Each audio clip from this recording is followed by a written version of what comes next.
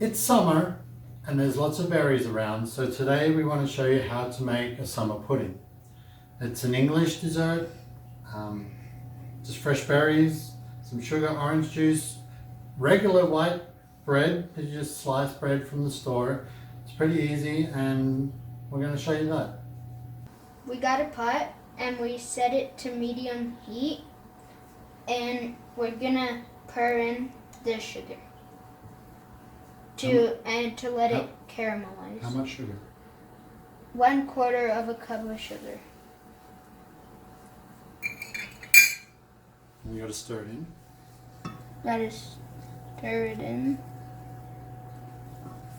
We're caramelizing the sugar until it's nice golden brown. Now it's 1 cup of orange juice that we're gonna add to the flour.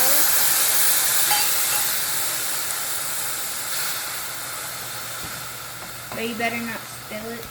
We're gonna bring it to a boil and to melt the caramel. Our hard caramel has melted into the orange juice. And now we're gonna add in some mixed blueberries and blackberries.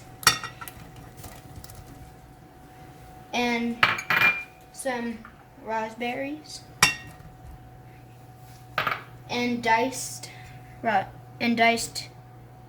strawberries.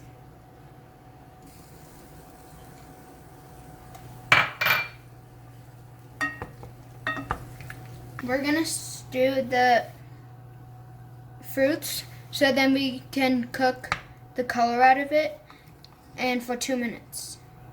Daniel's cooked the berries.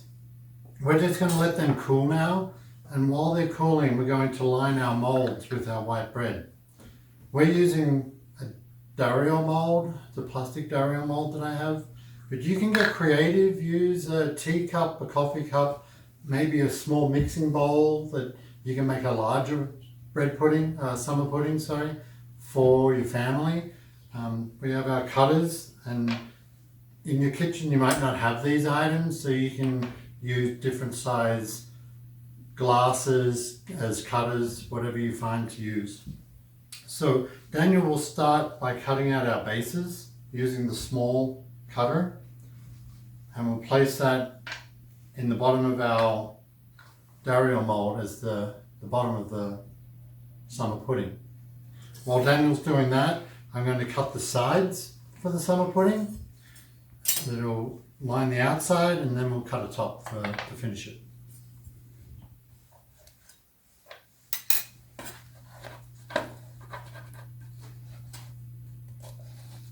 Then removing the crusts of the outside of the bread for our walls.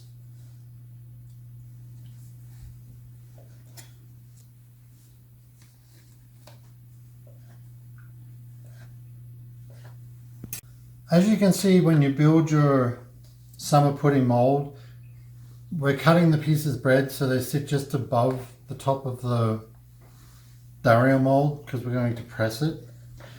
What you do is once you got your base in there, we're going to add our fingers around the mold. And as you get into the 3rd and 4th finger, you're going to start pressing them together so they squash in around.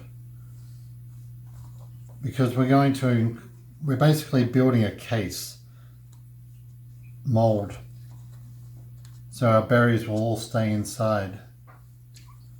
When you get to the last one, we just press and open up the edge a little, and then make sure our last one fits right down inside. So we've got our molds filled with the bread.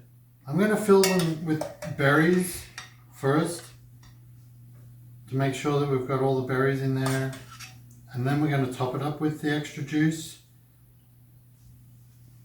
so the bread soaks it up.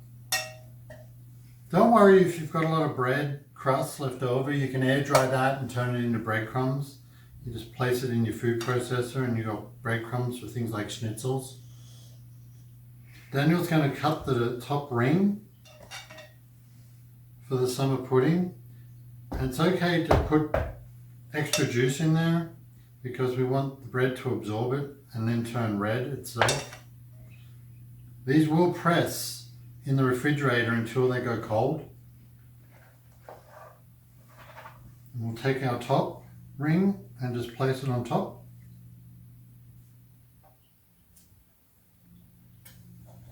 And then move on to our next one. To finish the summer pudding off, we're just going to take a little bit of the juice without the berries and top it off, a spoonful on the top, and let it soak in, and that's going to be our base when we turn it upside down. And in order to press these, what I'm working with is a 12-inch cake tin.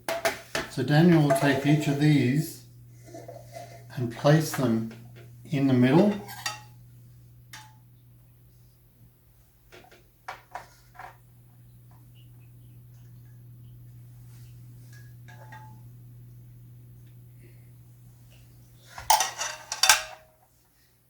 Yep, just make a circle around. And then what I have, we're going to add a layer of plastic wrap to the top of it to make sure they don't stick. And then we have our 8-inch cake ring that we're going to place on top. And we're just going to use some random cans of chickpeas and coconut milk from our pantry. And that's going to be our press. And it's going to press the bread, the berries, everything down. And we're going to leave those in the refrigerator to cool. And then we'll remove that and serve it when it's cold. Our summer puddings have been in the refrigerator pressing overnight, and they're now ready to make our dessert plate. So what we're going to do with them is draw out a decoration for the plate, and Daniel's going to flood it with raspberry sauce, and we'll show you how creative and how beautiful the dessert's going to look. I have a piping bag that I've refilled with melted dark chocolate. And I'm just going to pipe our chocolate garnish for our dessert plate.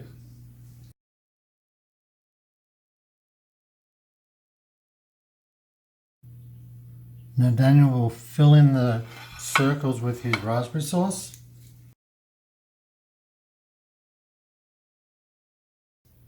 That's good. So we're taking our summer pudding. What you want to do, just take a knife, and whether you use the coffee cup or the molds, you just run it around the edge and give it a flick and make sure that it separates itself from the mold. We're taking some berry sauce that we made with raspberries and strawberries, and we're just going to slowly pour that over the top to cover it up and add that extra flavor and to the pudding.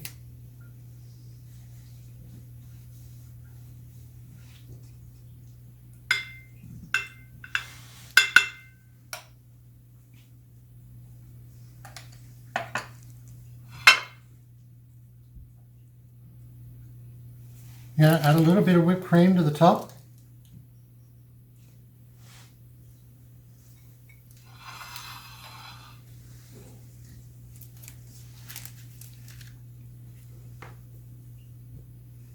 Finish with mint. Daniel's been working on these chocolate leaves that we want to use for our garnish. They're rose leaves coated with chocolate.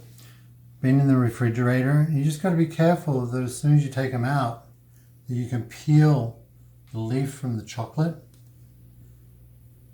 Sometimes you have a little that sticks.